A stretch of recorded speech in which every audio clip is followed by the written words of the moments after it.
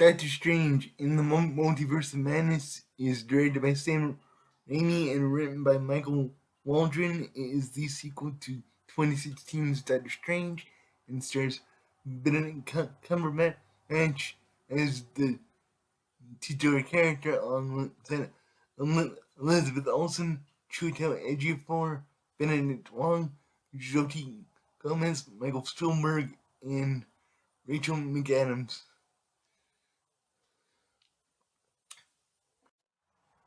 This is the IMDb synopsis. Doctor Strange teams up with a mysterious teen named girl who can travel across multiverses to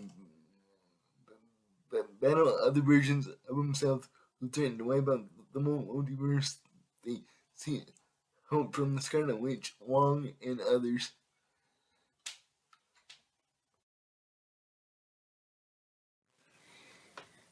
Yeah, that's not the movie at all. I don't know why that synopsis is what it is. It's so we've misleading that it's actually crazy. Like, that's not even close to what the movie is.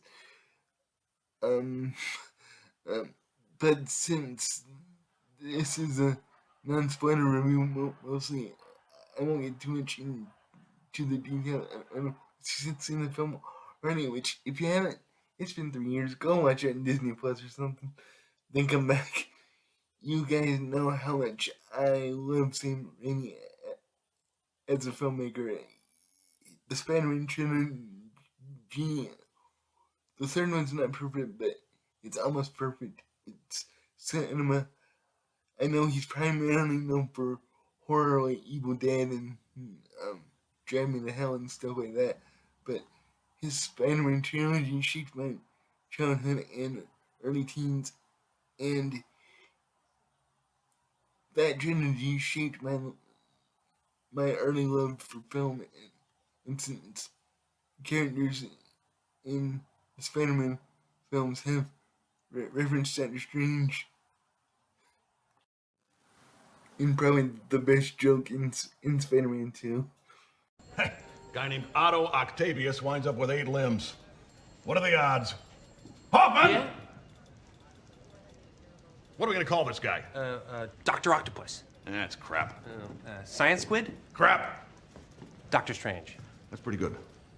But it's taken. The prophecy has been fulfilled.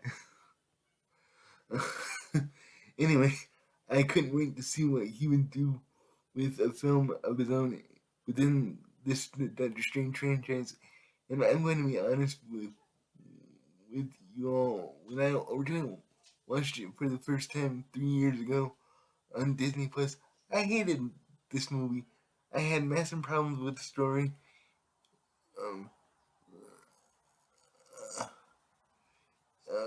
Rewatching it the other day for only the second time ever for Halloween. While I still have my issues with it, which I will be diving into much later into this review, I hated it less. Yay! Yeah.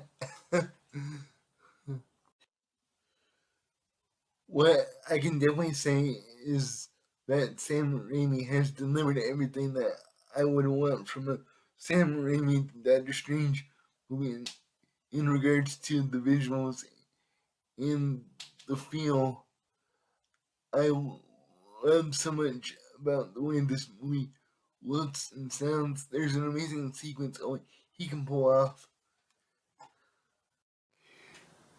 and it achieves what very few movies within the MCU achieve nowadays, and that is it feels singular. It doesn't feel as it's another MCU movie with a very great steel cold color.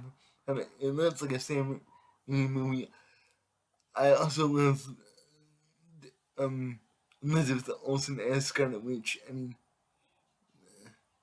I I think this is the best she's ever been in a Marvel movie. I'm not really counting WandaVision because she had so much time to shine in that, but As for the movies, I think this is the best she's ever been. Of course, I love Benedict Cumberbatch and Benedict Wong. Their Rebel War was awesome, but I would say Scarlet Witch kind of outshined them both.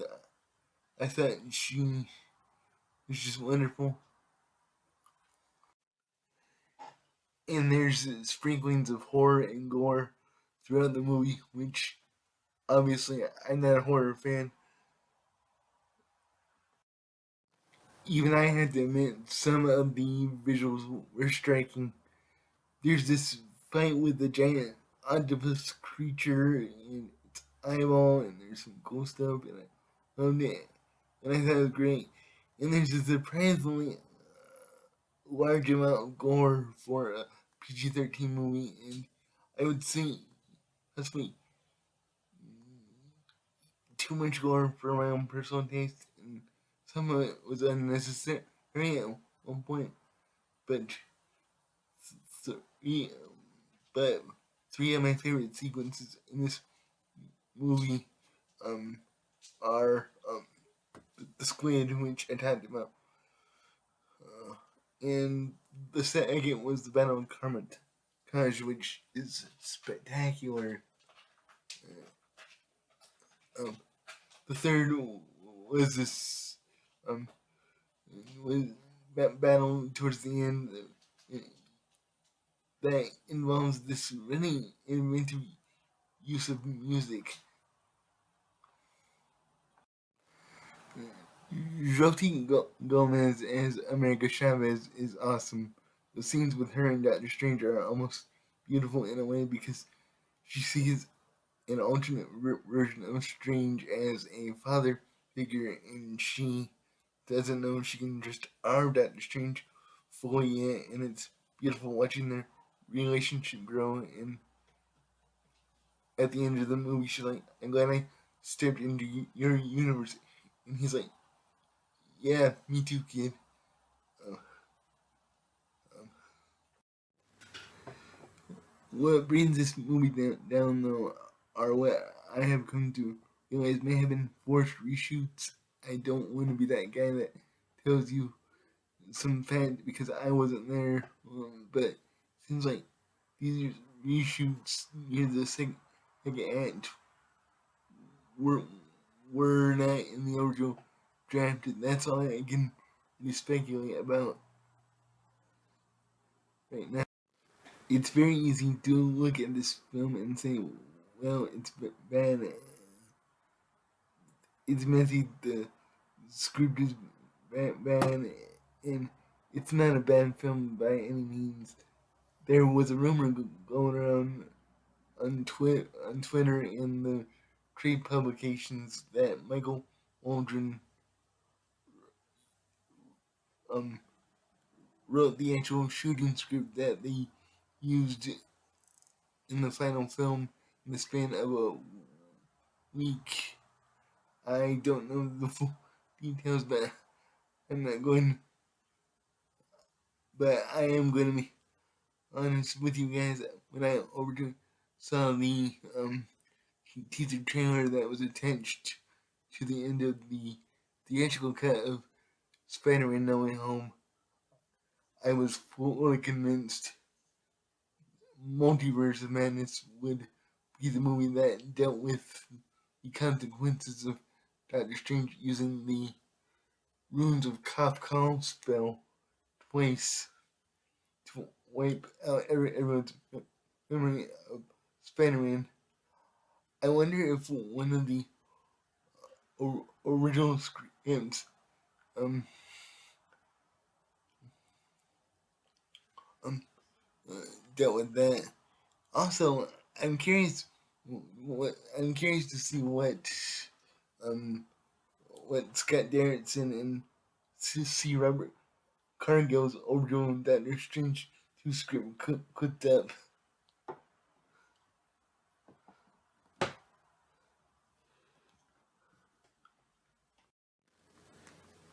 Despite this, what brings this movie down though are what I have come to realize may have been forced reshoots.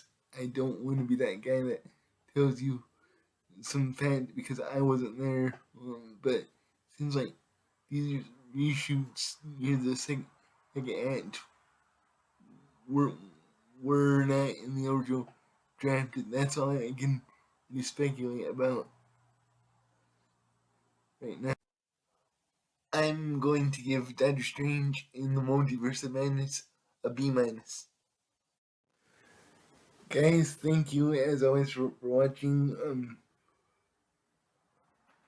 What did you think of this movie? Have you seen Doctor Strange 2? Let me know down below. Look forward to more videos very soon, and until the next time, I will see you all very soon. Preview.